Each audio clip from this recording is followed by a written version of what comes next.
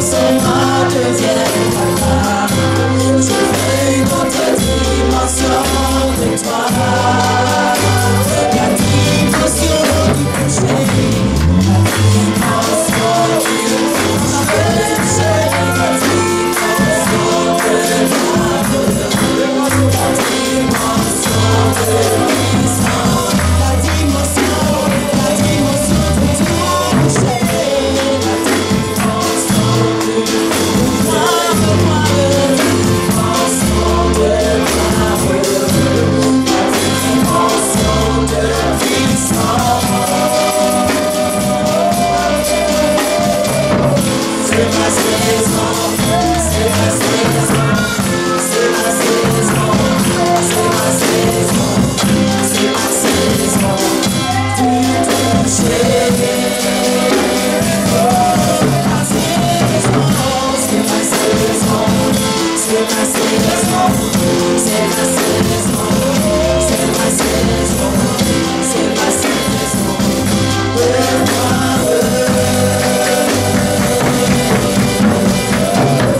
C'est ma saison, c'est ma saison, c'est ma saison, c'est ma saison du toucher.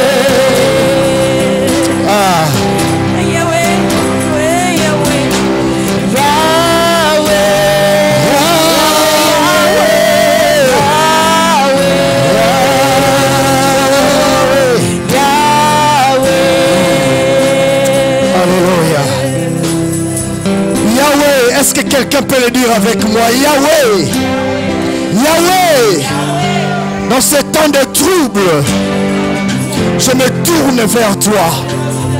Dans ces temps de confusion, je m'abandonne en toi. Dans ces temps où on sait où on y va, conduis mes pas, conduis mes pas, conduis mes pas.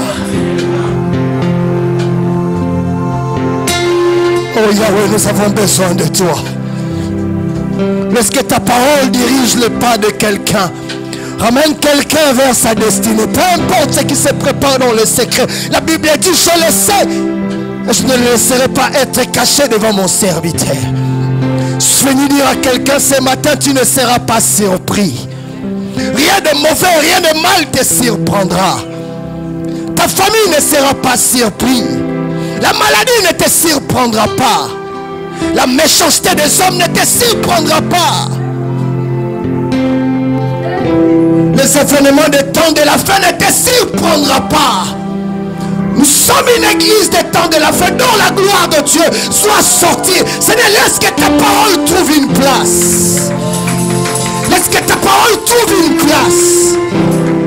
Où sont les héros de la foi capables de se mettre debout dans ces réseaux sociaux et dire le Rédempteur est encore vivant, Dieu agit encore? Où sont les héros de la foi capables de proclamer la gloire de Jésus-Christ, peu importe les temps et les circonstances? Où sont les héros qui ne restent pas couchés dans son lit parce qu'on lui a dit reste à la maison, mais il proclame la gloire de Dieu sur WhatsApp, sur Facebook, sur d'autres réseaux sociaux? Où sont les héros?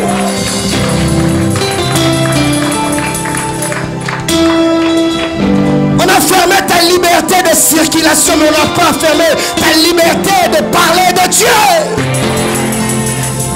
La Bible dit les frères adorateurs adoreront en esprit. Je prie que l'esprit du Seigneur vous soit touché, que vous soyez touchés par l'esprit du Seigneur.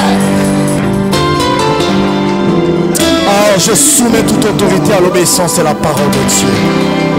Je déclare au nom puissant de Jésus, 1000 tombent à ma droite, 10 000 à ma gauche, je ne serai pas atteint. Ton peuple ne sera pas atteint. Ézéchiel dit, la peste n'a pas de la place au milieu des élus de Dieu. Seigneur, descends comme un prophète. Annonce dans nos sommeils, dans nos siestes, la révélation des jours à venir. La Bible dit que votre cœur ne se trouble point. Ne sois pas troublé. Fais comme moi, Dieu est au contrôle. Fais comme moi, Dieu est au contrôle. Parce que je ne sais plus contrôler. Je reste silence. C'est dans les silences qu'il agira dans ta vie. Acclame le Seigneur, acclamons le Seigneur. Acclamons, acclamons, avec le cri de joie, le cri de joie. Acclamons le Seigneur, acclamons le Seigneur, acclamons le Seigneur, acclamons le Seigneur. Ah, il est vivant, il est vivant, il est vivant, il est vivant, il est vivant.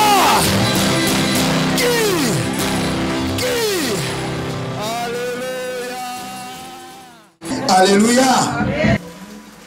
Je suis venu simplement dédicacer le thème du mois et encourager un chrétien de ne pas baisser le bras et encourager quelqu'un qui doute encore.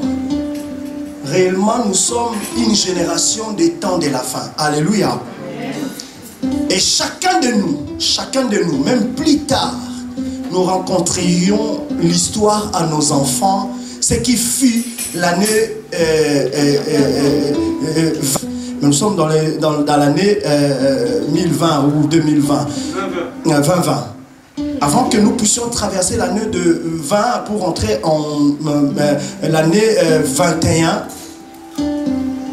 on a vécu des choses on ne pouvait même pas imaginer. Alléluia. Il y a eu la grippe espagnole. Nous l'avons étudiée dans l'histoire. Alléluia. Et la première et la deuxième guerre mondiale, nous l'avons étudiée dans l'histoire. Les lecteurs de ceux qui fréquentent les bibliothèques ou les lecteurs de livres connaissent un peu ces histoires. Ceux qui ont fait la CP maternelle ont étudié ces choses. Mais nous sommes nous-mêmes témoins vivants des choses qui se passent auxquelles, dans notre génération, dans notre époque, dans la technologie, nous nous sommes inventés tellement la connaissance, la capacité de l'homme, l'orgueil de l'homme, l'intelligence de l'homme, la supériorité de l'homme. Et il s'est tellement inventé en disant, je suis sorti de 1G à 5G. Alléluia. 1G à la 5e. Donc, on a atteint un niveau, il y a eu une guerre de puissance céleste. Les puissances du ciel. Les gens disent, nous allons envoyer notre satellite de l'autre côté. Et les autres disent, nous occupons toute l'Afrique. Les autres disent, c'est nous qui avons des matériels les plus puissants. Nous avons même des nations qui se disent les nations les plus fortes parce qu'ils possèdent des armes atomiques, des bombes dangereuses. Quand je lis ces passages dans le livre d'Ésaïe, et ces peuples se souviennent encore de moi, ils oublient tel que je détiens leur vie entre mes mains. Et qu'ils ne pouvons rien faire, on dit un peu plus loin, qu'ils ne pouvons jamais y arriver. Je crois que c'est dans le livre d'Ésaïe, c'est pas Ésaïe 63, 19 comme ça. Si on peut seulement l'afficher, mais c'est pas la prédication. J'essaie seulement de vous rappeler qu'aux yeux de Dieu, nous sommes rien. Je l'ai dit, je leur ai dit avant de dédicacer le thème de ce mois. Malgré la connaissance de l'homme, capable d'envoyer des appareils dans des étoiles. Et on a eu un pays qui s'invente d'être le premier à envoyer un homme à la lune. Alléluia. Mais ce sont ces grands de ce monde qui se trouvent à un moment ou à un autre bloqués. qu'est-ce que vous constatez aux informations? Est-ce qu'il y a encore des bonnes nouvelles aux infos? Il n'y en a pas, il n'y a pas. La Bible dit, quand vous attendrez dans vos oreilles, mal là-bas, mauvais de l'autre côté, sachez-le bien que vous êtes de la dernière génération. Quelqu'un me dit, ça fait longtemps les prophètes ont parlé des choses des temps de la fin. Les apôtres en ont parlé. Les églises de notre génération en parlent, mais on ne voit pas. Frère, la mort, c'est aussi la fin. Mais Paul dit quelque chose de très important. La mort même m'est égale. Il dit, où, mort, où est ton aiguillon? C'est-à-dire pour Paul, mourir, ce n'est pas un problème parce qu'il y a une éternité qui lui attend. Mais malheur à la personne qui peut mourir, l'éternité ne lui attend pas. L'éternité ne lui attend pas. J'ai entendu un frère se déchaîner contre le pasteur Masolo parce que ça a été dit son nom. Ça circule sur internet. S'est déchaîné contre ce grand homme. Parce que cet homme a dit l'éternité existe en enfer et l'éternité existe aussi au paradis. Mais il a raison. Alléluia. Si l'enfer existe, la Bible l'a dit. Je m'en vais vous faire une place. Je ne suis pas un menteur. Si cela n'existait pas, je n'allais pas vous le dire. Mais je m'en vais pour te faire une place. Andral, je m'en vais. Alors, je m'en vais pour te faire une place. C'est-à-dire, s'il y a une éternité auprès de notre Père, la Bible dit, ceux qui sont de Dieu ont pour Père Dieu Tout-Puissant. Et si l'éternité existe dans le ciel, il y a aussi l'éternité en enfer. La Bible dit, ils vivront éternellement dans le feu éternel. C'est un choix que nous devons faire.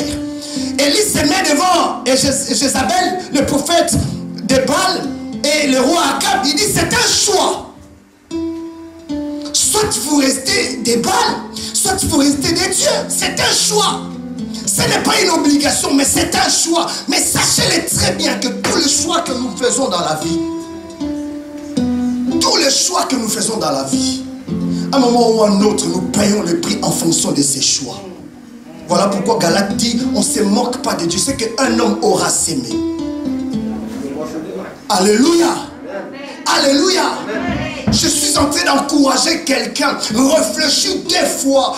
Quand tu fais des actions, réfléchis des fois. Quand tu veux avancer, réfléchis des fois. Dis-toi une chose, que la mort peut te surprendre. Tu as le contrôle sur tes vêtements. D'ailleurs, c'est toi qui as choisi. Moi, j'ai changé de pantalon avant de me choisir celui-ci. J'ai le contrôle sur mes vêtements. Tu as le contrôle sur tes cheveux. Tu as le contrôle de quelle couleur de rouge à lèvres que tu vas mettre. Papa Castanet a eu le contrôle sur ses appareils. C'est pas moi qui a placé ça là-bas. C'est pas moi qui a placé celui-ci ici. C'est lui, il a eu le choix, le contrôle. Mais il y a quelque chose qui nous échappe, quelque chose que nous n'avons pas le contrôle. Seul Dieu a le contrôle sur ces choses. C'est le temps. Le temps là, c'est la mort. Si seulement tu as l'esprit de Dieu, du Seigneur, si seulement tu as l'esprit de Dieu, si la mort frappe à ta porte, tu seras averti. Dis à ton voisin, tu seras averti. Ce qui est meilleur, dis à ton voisin, ce qui est meilleur. Je peux décider de partir ou pas. Un homme, Dieu lui envoie un ange, dit, mets de l'ordre dans ta maison, prépare ta maison. Demain tu mourras. Il dit non, non, non, non, c'est pas possible. C'est pas possible. Il faut que mes yeux voient le fils de la promesse, le fils de la prophétie. La Bible dit, Dieu lui donna une nouvelle vie, des jours encore meilleurs. Tu n'as pas le contrôle sur le temps. Les infos, on tâtonne, on ne nous dit même pas quelle est la solution, malgré la connaissance. Un malade, et plutôt une virus, dont les savons, rien par nettoyage, tu prends les savons de Marseille, tu vas au Carrefour, avec 2 €, tu achètes les savons de Marseille, tu amènes ça chez toi, tu avais des virus à la main, tu le laves, ça lui détruit. Même vos trucs que vous mettez dans le doigt, les dissolvants pour enlever vos ongles, tu le nettoies, ça détruit. Mais l'homme le plus intelligent est incapable. Non, quand le diable s'élève, il est malin. J'aimerais encourager quelqu'un par ces mots. Écoutez, si le diable savait qu'en clouant Jésus à la croix, l'humanité allait être sauvée, je pense que Judas même n'allait pas naître. Alléluia. Hérode même n'allait pas naître. Les sacrificateurs qui ont trahi Jésus n'allaient pas naître. Les gens qui ont crucifié Jésus à la croix n'allaient pas être. Il était ignorant. Tout ce qui se passe aujourd'hui dans ta vie parce qu'il y a un Dieu qui a le contrôle sur le temps. Et voilà ce qu'il dit à propos du temps. Je ouvrirai le ciel et que mon fils voie ce qui se prépare dans les temps à venir et qu'il marche dans la prudence. Dis à ton voisin, marche dans la prudence. Je tombe directement sur ces beaux passages. Le thème dont je vais dédicacer, le réalité de la vie chrétienne. Deuxième partie. Nous avons deux textes de base. Première, 2 Corinthiens chapitre 5, verset 17. 2 Corinthiens chapitre 5, chapitre 17. Si quelqu'un est en Christ, il est une nouvelle.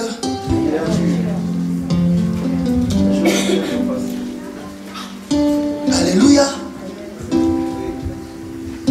Si quelqu'un est en Christ, il est devenu une nouvelle créature.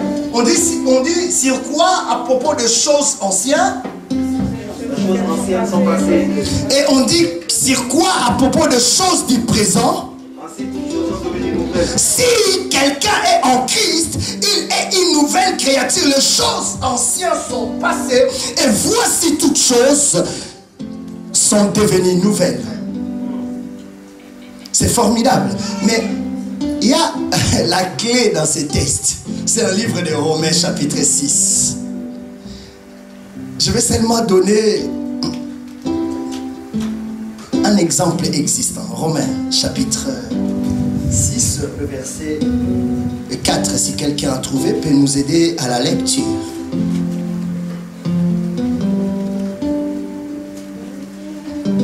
Romains chapitre 6, verset 4, nous lisons la parole du Seigneur. Nous avons donc été ensevelis. Nous avons donc été quoi? Ensevelis. Avec qui? Avec lui. Par le baptême. Continue. En sa mort. Afin que Christ ait ressuscité des morts par la gloire du Père. De même, nous aussi, nous marchons en nouveauté de vie. En nouveauté de vie. J'étais avant un homme d'avant. Je marchais comme un homme d'avant. Mon désir était poussé vers les choses d'avant. Ce n'était pas des choses agréables, ce n'était pas des choses vivables, ce n'était pas des choses honorables. Les actions dont je recevais en rapport avec ce que je donnais correspondaient aussi à ce que je s'aimais. En réalité, j'étais un esclave sans se rendre compte que j'étais un esclave. Ma vie dépendait de la société, ma vie dépendait d'un autre. Je n'avais pas le choix de vivre. Je n'avais pas le choix de choisir. Je n'avais pas le choix de mouvement. C'était des autres qui m'amenaient où ils voulaient. Au milieu de commérages, j'étais là. Au milieu de la sorcellerie, j'étais là. Au milieu de l'hypocrisie, j'étais là. C'était ma vie d'avant. C'était une vie qui n'honorait pas Dieu. En réalité, je n'étais qu'un condamné à mort. En attendant le jour de la sentence, que je passe, je ne sais par quel moyen, qui allait me donner la mort. Mais ignorant de la réalité qui me guettait, je vivais cette vie aisément, heureusement, tranquille, peinard. Vous savez, quand un homme est condamné à mort, on le met en prison. Il y a la date de sentence qui a été déjà tranchée. C'est quelqu'un qui allait mourir le 2 janvier 2020. Alléluia. Mais si cet homme, en prison peu importe les moyens, pas par l'autorité. Si cet homme-là a été condamné parce que cet homme-là avait commis l'irréparable, avait commis des fautes, avait commis des choses dont la loi lui condamnait automatiquement. Et rien ne pouvait changer cela si ce n'est l'intervention de l'autorité suprême du pays. Aujourd'hui, en États-Unis, on appelle ça les téléphones rouges. Ici en France, on appelle ça la grâce présidentielle. Alléluia. Mais si il s'avérait que cet homme meurt en prison, pas sous la sentence qui lui a été imposée par les juges, automatiquement, quand on déclare le jour du décès, automatiquement, tout acte qui lui est lié en étant un homme condamné à mort n'existe plus. C'est-à-dire toutes les fautes qu'il avait commises, automatiquement tout est effacé. Est-ce que quelqu'un me comprend? Est-ce que quelqu'un me comprend? Tu étais condamné à mort. L'État t'a pas encore tué, mais par la maladie ou par négligence, tu es mort en prison. Donc, automatiquement, les juges qui avaient condamné à ton sujet, condamnation à mort, va signer un décret que toutes les fautes qui t'imposaient, toutes les fautes qui pesaient sur toi sont aussi effacées, sont aussi mortes. Voilà, maintenant Paul dit quelque chose de très important. Là, je vais ramener maintenant votre pensée spirituelle. Dis à ton voisin, connecte-toi maintenant. En réalité, le diable nous a réclamé depuis longtemps. Alléluia. Les mal sataniques nous a réclamé depuis longtemps. Même la date de sentence a été déjà tranchée. Mais comme il est toujours ignorant, il ne sait pas voir ce qui s'est fait dans le spirituel. Voilà, j'encourage les chrétiens d'être les chrétiens surnaturels et non les chrétiens naturels. Il faut voir des choses surnaturelles. Il faut fonctionner surnaturellement. Là où les gens sont en train de paniquer, tu dis, hey, calmos, calmos. Pourquoi paniquez-vous? Les gens étaient dans le trouble en voyant Goliath. Un homme à 6 mètres de coudée, comparable à un immeuble de 6 étages, baraqué, plus costaud que moi, mais moi je suis plus beau que lui. Vérité. Ayant des armes dont personne en possède. En lui seul, son javelot, quand il les jette, ça tue 100 personnes. Le plus grand officier militaire, Saoul, avait peur. Qui Saoul, lui, par son épée, a terrassé beaucoup de rois. Les officiers de son cas, tout le monde avait peur. Mais il a fallu qu'une personne, un bébé, un jeune homme, un beau gosse, un chrétien comme toi s'élève et dit pourquoi? Pourquoi tremblez-vous devant ces incirconcis? Calmos. Dis à ton voisin, Dieu est au contrôle. Dieu est au contrôle. Quand le diable croit pouvoir arriver à sa mission vers toi, il oublie que c'est lui qui est en train de travailler pour que les chemins soient préparés à cause de toi et que toi tu passes. Quelqu'un a compris ce que je suis en train de dire? C'est pour ça, moi, parfois, j'encourage ceux qui... Hein, bon, continuez. Vous êtes en train seulement de faire ma renommée. Vous allez peut-être rentrer dans un endroit où on ne savait pas qui était Marie. On dit, ah bon? Ah, c'est Marie, elle fait les cheveux. Elle fait les cheveux bien, mais tu as vu sa tête là? Mais le mot d'abord a été sorti avant, c'est quoi? Elle fait les cheveux bien. Ah! Mais quand tu ajoutes marquer sa tête là, les gens ne regardent pas la tête. La tête va rester dans le critique. Mais la tête ne va pas enrichir Marie. Mais le mot que tu avais prononcé avant, elle fait les cheveux bien. Les jours où tu auras besoin de quelqu'un qui peut te faire les cheveux bien, hein? Tu sais qu'il y a Marie quelque part qui fait les cheveux bien. Malgré sa tête, on s'en fout, elle fait les cheveux bien. Amen. Voilà pourquoi Jésus dira ceci. Nous sommes morts avec lui. Nous avons été ensevelis avec lui. Ah, Colossiens dit encore quelque chose de très important. Et nous sommes ressuscités avec lui. Mais au-delà de tout, il dit, lui, il est assis à la droite du Père. Nous aussi, nous sommes assis avec lui. Ou à la droite du Père. En réalité, la personne qui te combat, les épidémies, les pestes et l'épidémie, toutes ces choses-là qui vont encore arriver. Ne t'inquiète pas, ce n'est pas encore fini. Tant qu'ils ne se sont pas encore satisfaits, tant qu'ils n'ont pas gagné beaucoup du pognon là, ils ne seront pas d'accord. Alléluia. Ils ne seront pas d'accord. Mais la Bible dit, ils te feront la guerre. Ils ne te vaincront pas. Ils ne te vaincront pas. Oh, c'est formidable. C'est formidable. Comment tu peux tuer quelqu'un qui est déjà mort? Louane, comment on peut te tuer? Tu es déjà mort. Et que, comment, quand tu vas aller... si tu vas aller fermer le compte de quelqu'un qui est mort, le banquier va te demander quoi? Quand tu ramènes l'attestation du décès, c'est-à-dire tout ce qui était dans le compte revient à qui? Et l'héritier, c'est la personne qui a amené l'attestation. Il est insensé. Vous comprenez ce que je suis en train de vous dire? Tout ce qui est en train de se faire, ça s'est fait dans le monde spirituel. Voilà ce que la Bible dit. C'est pour ça ce qui adore doit adorer en esprit et en vérité. On ne vous dit pas la vérité, mais la vérité vous affranchira. Ce n'est pas la vérité du monde, la vérité de Dieu. Elle vous affranchira.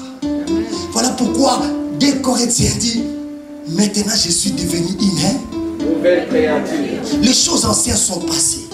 David dit à Goliath, toi là, je te jure, aujourd'hui même, je livrerai ton corps aux oiseaux du ciel. Pourquoi? Parce que le physique est impressionnable. Le physique est toujours extraordinaire, mais le spirituel est au-delà de l'impossible. Le spirituel est au-delà de l'entendement. Le spirituel est au-delà. Voilà pourquoi j'ai dit au début, où sont les héros de la foi, capables de là où tout le monde dit non, il se lève et dit oui. Amen. Nos églises sont rentrées dans des choses inutiles. Et au pasteur machin. Voilà, encore une fois, nous tous nous sommes confinés. Où sont les héros capables de se mettre debout et dire, bon, il faudrait qu'avant cela arrive. Vous allez avoir encore beaucoup de prophètes dans vos internets qui vont vous dire, on vous avait dit ça. La prophétie. Papa, lève ta Bible. La prophétie, elle est là-dedans. Je crois au ministère prophétique. Surtout ces prophètes qui enseignent bien. Alléluia. Ils viendront vous le dire. Tu n'avais pas dit que ça allait arriver? Attachons-nous à l'originalité. La parole de Dieu. Que personne vous trouble, que personne trouble votre paix. Vous êtes devenu une nouvelle créature. Maintenant, les choses d'après, c'est Dieu qui les dirige. C'est Dieu qui les tient par sa main. C'est Dieu qui les conduit. C'est Dieu qui les désire comme son bon vouloir. Alléluia.